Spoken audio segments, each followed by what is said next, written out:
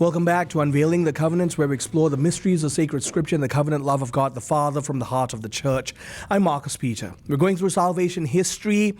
We're talking about the story of God saving us. And we're talking about the key players in that story. We're at Abraham.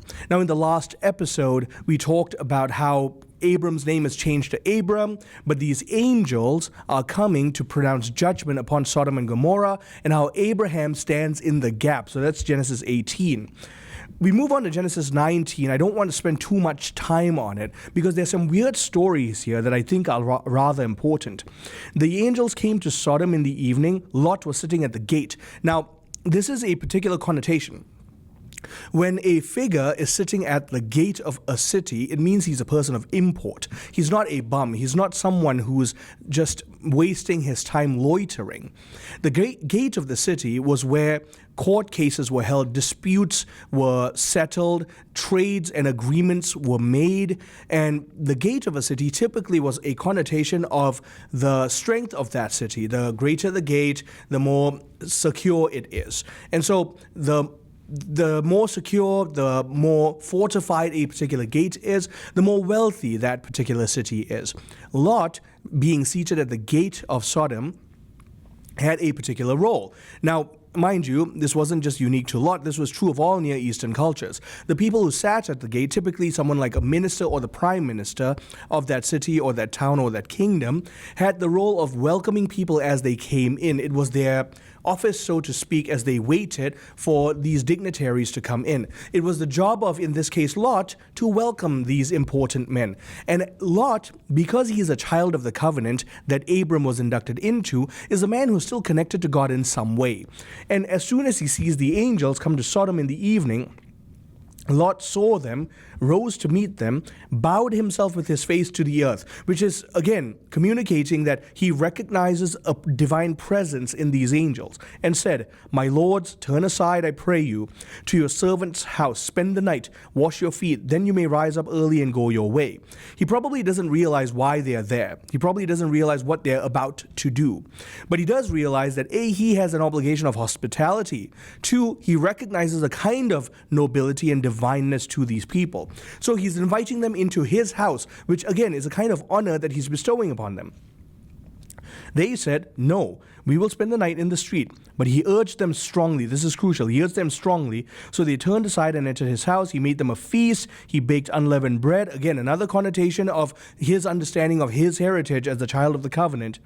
But before they lay down, the men of the city and the men of Sodom, both young and old, all the people to the last man, surrounded the house. And they asked, "Where are the men who came to you tonight?" Because, as is the case with most small towns and cities, everyone sort of knows everyone's business. And so entry into the main gate was the kind of news that made everyone's attention. And you might be asking, well, what is it to them? Well, look at what they ask. "Bring them out to us that we may know them." And if this language is familiar to you, it ought to be. Adam knew his wife, and they begot Cain. Adam knew his wife, they begot Abel. Adam knew his wife, they begot Seth. This language of knowing, yada, means to become one with. When a husband knows his bride, he knows her intimately and becomes one with her. These people are proposing, men of the city, are proposing that they might know these angels, because these angels are appearing in the form of men. This is sodomy. This is homosexuality. This is an evil, depraved act.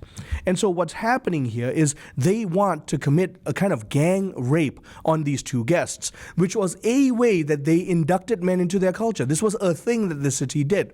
Archaeologists all posit that there was a kind of rite of passage in that area of Sodom and Gomorrah where a young man, in order to enter into adulthood, was initiated, quote unquote, into the ways of adulthood by means of another man having his way with him. Now, it's perverse. You ought to be disgusted, rightly so, because God wants to put a stop to this heinousness. It is a violation of the natural order. It is a violation of the law of covenant, the law of sexuality, which is one man, one woman, permanent, lifelong, indissoluble. These people want to heinously violate the bodies of these two guests, these angels. Lot's response ought to have been a repudiation of them. He ought to have condemned them and barricaded the doors. Instead, though, this is what he says. I beg you, my brothers, do not act so wickedly. He calls them brothers. That's a crucial thing. I'll touch on that in a little bit. Do not act so wickedly. Behold, I have 2 daughters who have not known man. That means they're not married. Let me bring them out to you, and do to them as you please. Only do nothing to these men, for they have come under the shelter of my roof. You're seeing here Lot valuing his stature with these noble men, rather the guests whom he recognizes as divine and noble, rather than his responsibility of fatherhood over his daughters. It's communicating a kind of heinousness in his own moral character. What's going on here? Remember when Lot and Abram separated because their shepherds were in dispute, and Abram said, "Let there be no dispute between me and you, for we are kin. Choose where you will go." Lot moves over to the far side of the Jordan. In this area, nourished by the river Jordan, Sodom and Gomorrah was built. And so grass is aplenty. And where grass is, there you can have a tremendous amount of cattle. Where you can have cattle, there are dairy products. There are also leather products.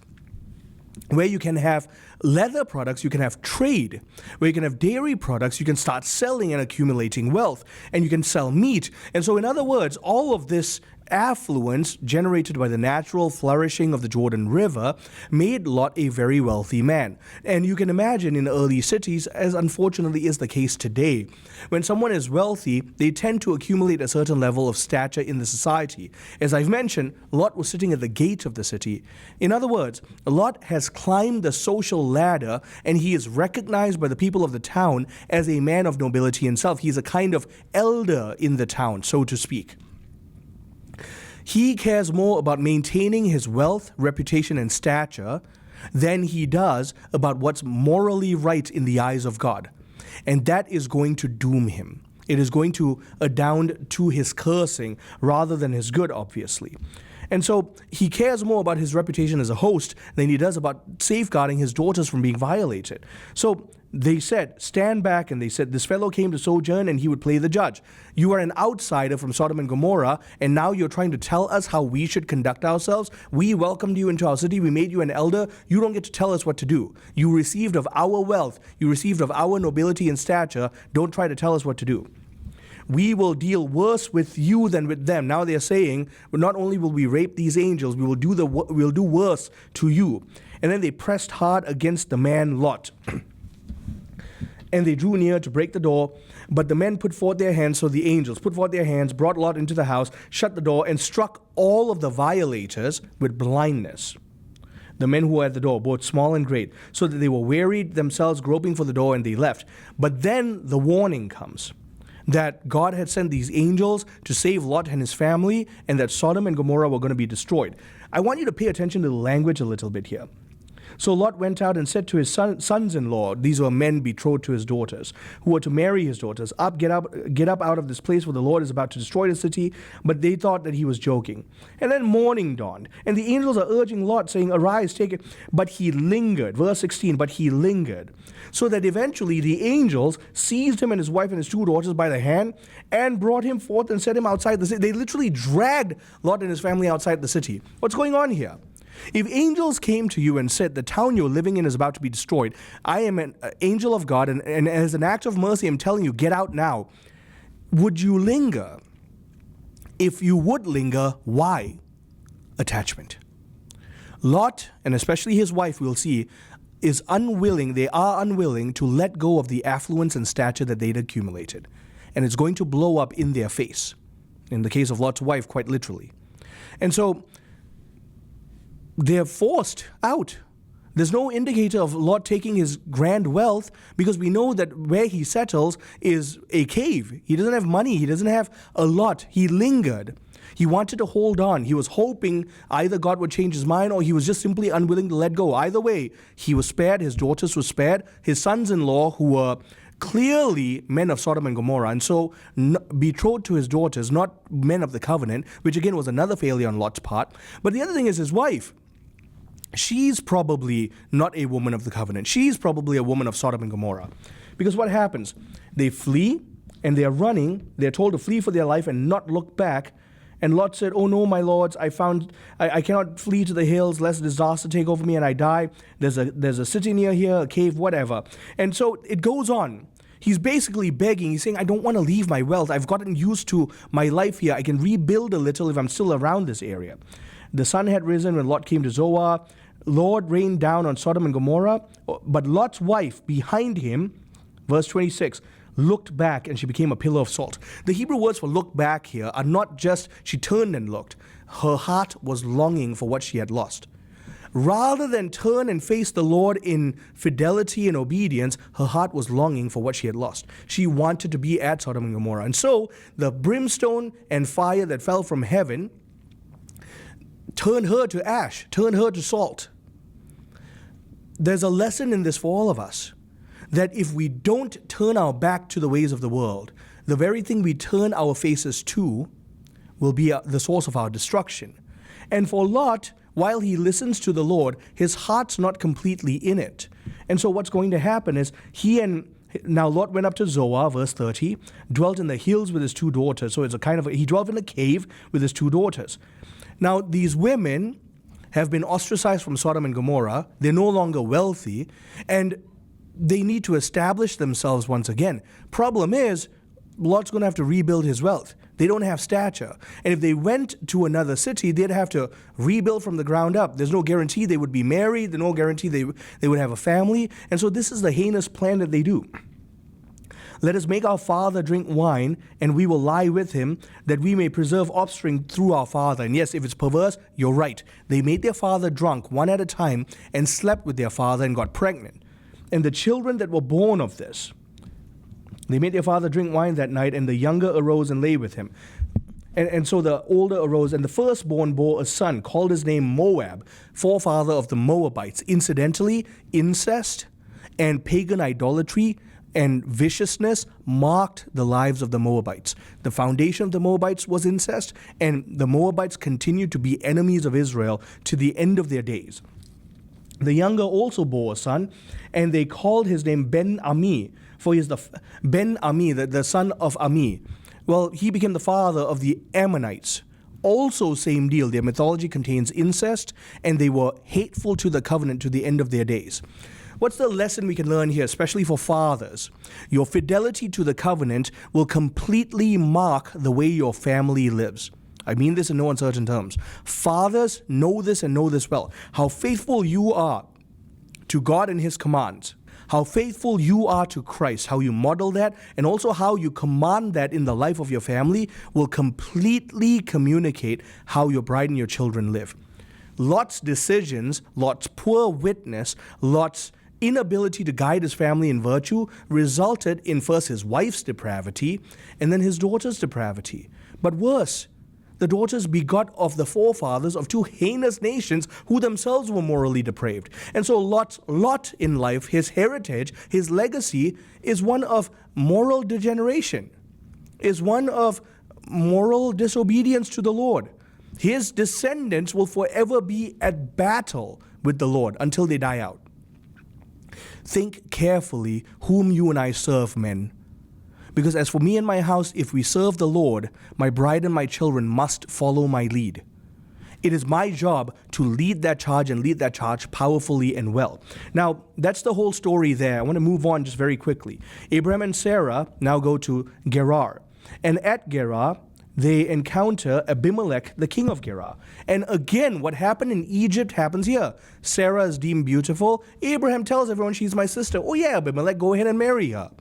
And then the same thing happens. And so now Abraham has to learn this lesson all over again. God saves Sarah. Sarah comes back to live with Abraham. But now Abraham has to be taught this lesson again. And the lesson, remember the first time the lesson was shed in blood by animals. The second time the lesson was shed in blood by Abraham's circumcision. The third time the lesson is going to be shed in blood by means of the near sacrifice of his son. He's going to learn the hard way. So I'm jumping ahead here. You've got the birth of Isaac. For the Lord closed all the wombs of the house of Abimelech because of Sarah, Abraham's wife. But then Sarah is restored to Israel, and the Lord did to Sarah as he had promised. She conceived, bore Abraham a son in his old age at the time of which God had spoken to him. Sarah was 90, Abraham was 100. Abraham circumcised his son when he was 8 days old, and as God had commanded him. Now this is tangential, but it's an important point. Abraham, I'm going to move forward here. the child grew and was weaned. Weaning was at 2 years old. A lot of children died before the age 2. So when the child was 2, it was deemed the child was going to live. And so this was a coming out party, a party where Isaac would be unveiled as heir to the covenant, heir to the tribe, and therefore heir to even the wealth and authority that Abraham possessed. Abraham made a great feast on the day that Isaac was weaned.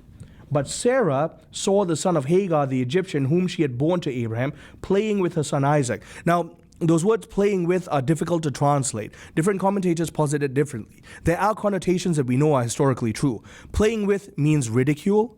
Playing with means bullying. Playing with could also mean attempting a sexual act over. Now, you're free to think of it however you will.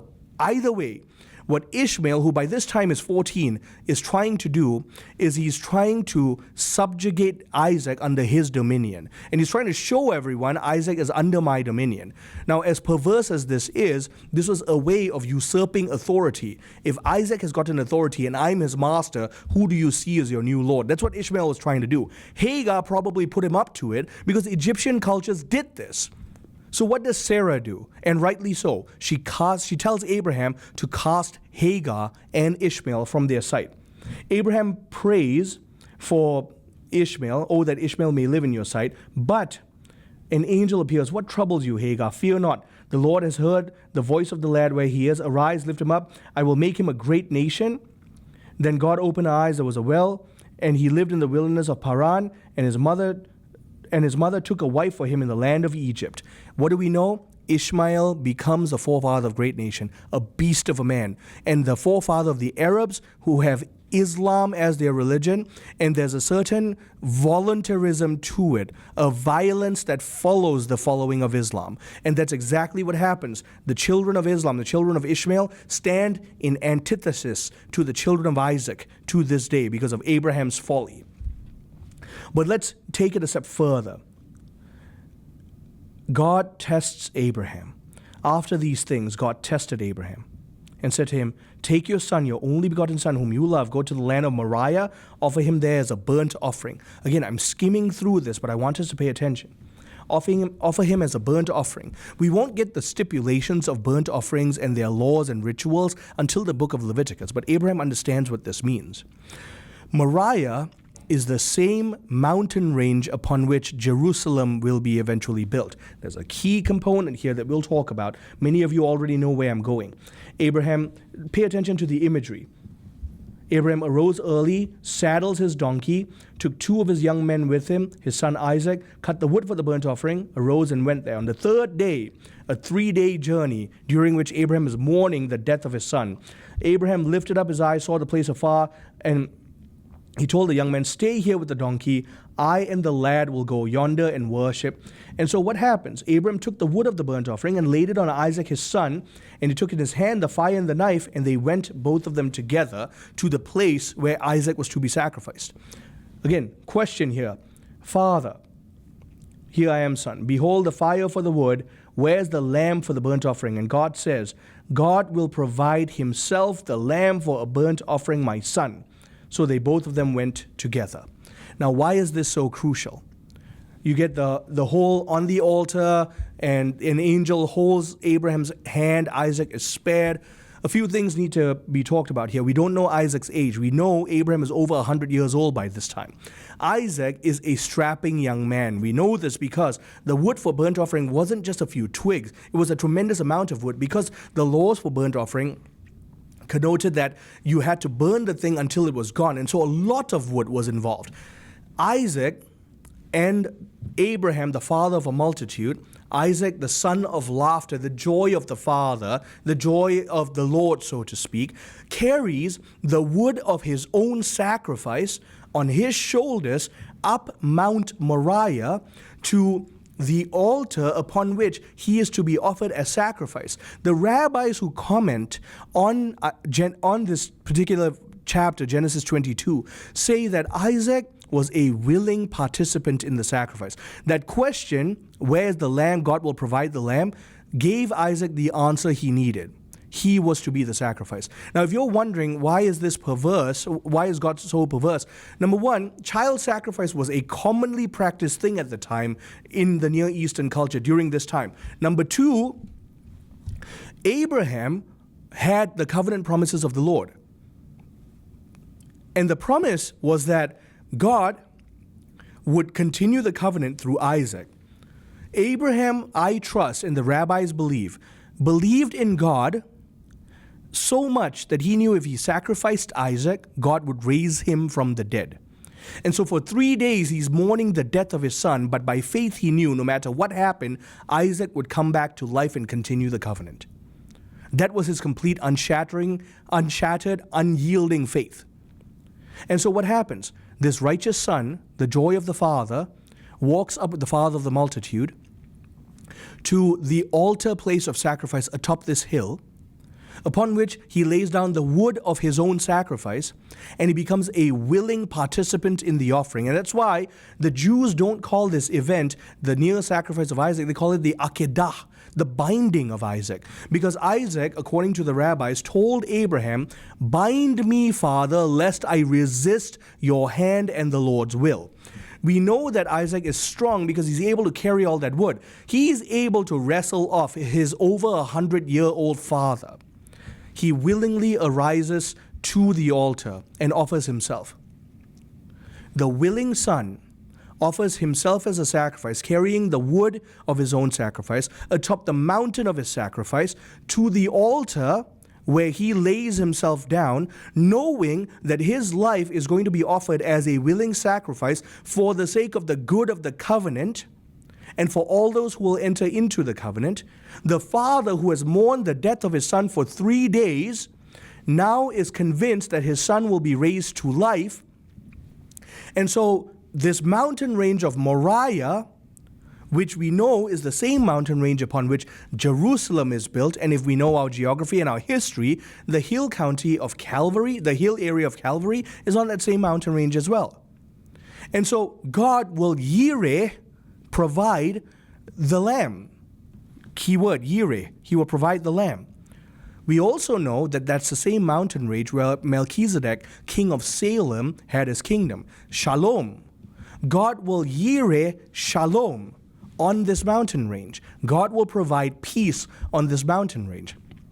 Abraham trusted that the turmoil of his heart would be met with the peace of God. And so he raises his hand to commit the sacrifice. And so the father sacrifices his only son for the sake of the covenant, and the angel stays his hand, and God does provide the lamb, both materially in the Abrahamic narrative, and he stays Abraham's hand, but he also offers a spiritual lamb in the person of Christ.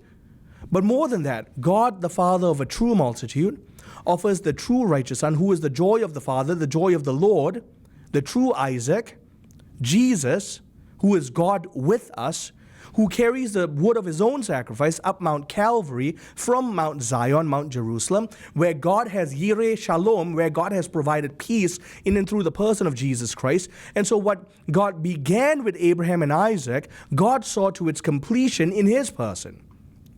Because Abraham's violation of the covenant connoted and demanded a penalty of blood that God himself would pay in the person of his son, Jesus Christ.